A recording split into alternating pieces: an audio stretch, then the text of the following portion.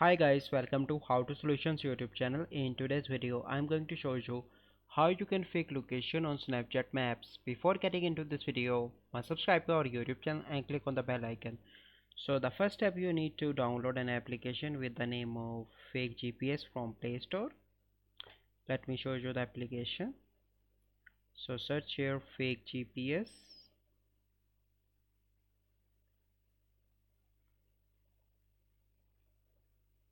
And you need to download the first application, then you need to click on open, and here you need to change your location. So I'm going to change to Canada. Okay, and click on play. So now it is playing. Then you need to go into the Snapchat and click on the location, and now you can see that my location is showing into the Canada, as you can see that according to the fake GPS, you can see that. So this is a process by which you can fake your location on Snapchat Maps. I hope you find this video helpful.